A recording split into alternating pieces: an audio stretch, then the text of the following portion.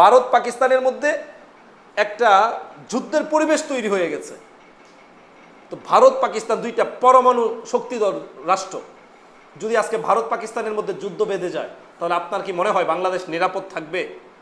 বাংলাদেশ শান্তিতে থাকবে?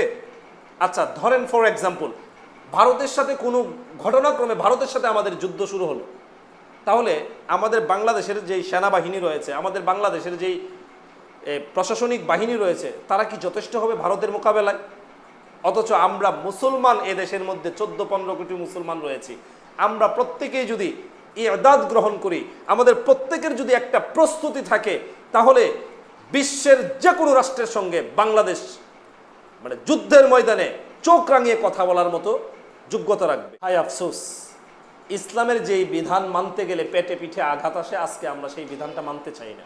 অথচ ইসলামের অন্যতম গুরুত্বপূর্ণ একটি বিধান হলো ইবাদত ও জিহাদ ফি সাবিলিল্লাহ। আজকে মুসলমানরা যদি প্রস্তুতি গ্রহণ করত, নিজেদেরকে সর্বদাই জিহাদের জন্য, আল্লাহর এই জমিনে আল্লাহর দ্বীনকে বুলন্দ করার জন্য প্রস্তুত করে রাখত, তাহলে বিশ্বের তথাকথিত কোনো সুপার পাওয়ার আমার রাষ্ট্রের প্রতি, আমার ধর্মের প্রতি, আমার মানুষের প্রতি, আমার জনগণের প্রতি চোখ রাঙিয়ে কথা বলার কোনো সাহস পেত না। ইসলামের যতগুলো মৌলিক বিধান রয়েছে, এই সমস্ত বিধানের মধ্যে গুরুত্বপূর্ণ একটি বিধানের নাম হলো ইবাদত, যা কিয়ামত পর্যন্ত আনেওয়ালা উম্মতে মুহাম্মাদির জন্য ফরজ হয়ে থাকবে। ইবাদত শব্দের অর্থ হলো প্রস্তুতি, আর প্রস্তুতির জন্য অন্যতম শর্ত হচ্ছে আলা, অর্থাৎ যন্ত্রাদি, হাতিয়ার।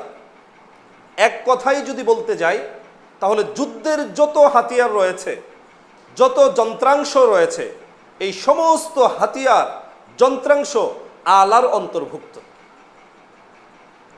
শুধুমাত্র ঘোড়া অথবা তরবারি, তীর অথবা ধনুক, এগুলোর মধ্যে আলা সীমাবদ্ধ নয়, বরং যুদ্ধের জন্য যত যন্ত্রাদির প্রয়োজন রয়েছে, যত হাতিয়ার সমূহের প্রয়োজন রয়েছে, এই সব কিছুই আলার অন্তর্ভুক্ত।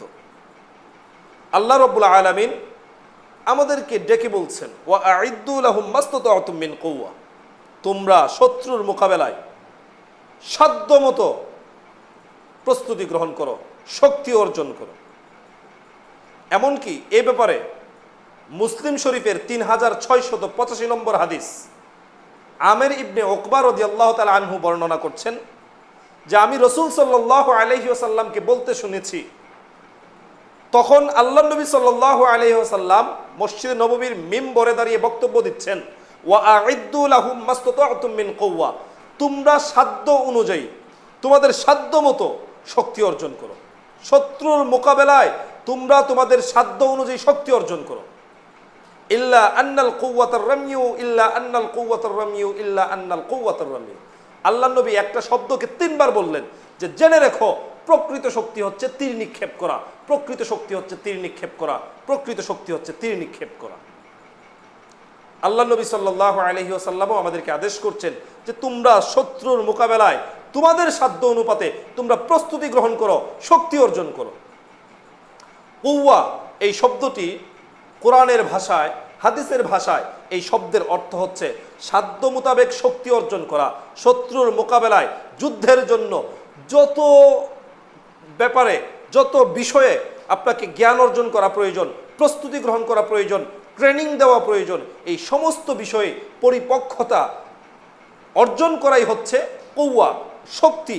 এটা অর্থনৈতিকও হতে পারে, এটা আমাদের সেনা বৃদ্ধি করার মাধ্যমেও হতে পারে, এটা আমাদের অস্ত্র বৃদ্ধির মাধ্যমেও হতে পারে, এটা আমাদের কৌশলগত, পরামর্শগতভাবে ইত্যাদি বিষয়ভাবেও হতে পারে যে আমরা আমাদের শক্তিকে বৃদ্ধি করব। এই হাদিসের মধ্যে আল্লাহ নবী সাল্লাল্লাহু আলাইহি ওয়াসাল্লাম বললেন, ইল্লা আন্নাল কুওয়াতার রামিয়ু, ইল্লা আন্নাল কুওয়াতার রামিয়ু, ইল্লা আন্নাল কুওয়াতার রামিয়ু, অর্থাৎ জেনে রাখো প্রকৃত শক্তি হচ্ছে তীর নিক্ষেপ করা। এটাকে বারবার রাসূল সাল্লাল্লাহু আলাইহি ওয়াসাল্লাম বললেন, হাদিসের মধ্যে 3 বার উচ্চারণ করলেন। এর অন্যতম কারণ হলো তীর নিক্ষেপটাকে আল্লাহ নবী সবচেয়ে বেশি গুরুত্ব আরোপ করেছেন।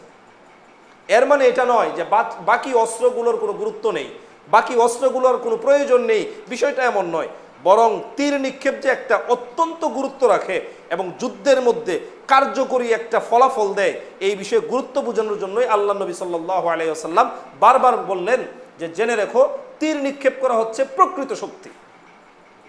বর্তমান জামানার দিকে যদি আপনি তাকান, যুগের চাহিদা অনুযায়ী নিক্ষেপ অস্ত্রই হচ্ছে সবচেয়ে গুরুত্বপূর্ণ একটা শক্তি।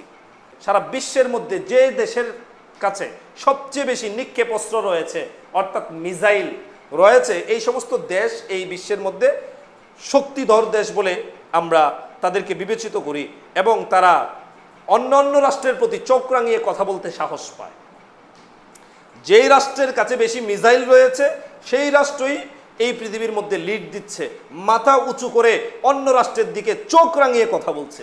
কারণ মিসাইল হচ্ছে যুদ্ধের মুড় ঘুরিয়ে দেওয়ার মতো একটি অস্ত্র। যেই রাষ্ট্রের কাছে যত বেশি মিসাইল রয়েছে সেই রাষ্ট্রের শক্তিও তত বেশি। আল্লাহ নবী বললেন যে তোমরা তীর নিক্ষেপের প্রতি গুরুত্ব দাও। এর মানে হচ্ছে বর্তমান যুগের যুদ্ধে চাহিদা অনুপাতি, যুগের চাহিদা অনুযায়ী আমাদেরকে অবশ্যই মিসাইলের দিকে দৃষ্টিপাত করতে হবে। বাংলাদেশের উচিত হবে রাষ্ট্রীয়ভাবেই নিজেদের নিজস্ব টেকনোলজিতে অথবা বহির্বিশ্ব থেকেই জ্ঞান অর্জন করে বাংলাদেশের মিসাইল ভান্ডারকে আরও সমৃদ্ধ করা, আরও শক্তিশালী করা, এবং মুসলিম জাতির উচিত এখন তাদের ধর্মীয় এই বিধানের প্রতি মনোযোগী হওয়া, প্রত্যেককে প্রস্তুতি গ্রহণ করা। যারা ইসলামের এই বিধানটাকে আঁকড়ে ধরেছে তারা এই বিশ্বের মধ্যে মাথা উঁচু করে বেঁচে আছে। ইসলামের শান শৌকত, ইসলামের মান মর্যাদা এই জায়গা থেকে এই জায়গায় নিয়ে যায় ইসলামের মাত্র এই বিধান, অর্থাৎ ইরদাদ ও জিহাদ ফি সাবিলিল্লাহ, একটা আর একটার পরিপূরক। আমরা ইরদাদ থেকে কত দূরে আছি, কত দূরে আছি। অথচ এই পৃথিবীর মধ্যে যারা ইরদাদের বিধানকে গ্রহণ করে রেখেছে, আপনি আফগানের দিকে তাকান, আফগানিস্তানের ভাইদের দিকে তথাকথিত কোনো সুপার পাওয়ার চোখ রাঙানোর সাহস পায় না। ইতিমধ্যেই যারা আফগান দখল করতে গেছে, আফগানে তাদের ছড়ি ঘোরাইতে গেছে, আপনি দেখেন কান ধরে আফগানিস্তানের মোল্লারা তাদেরকে দেশ থেকে বিতাড়িত করছে।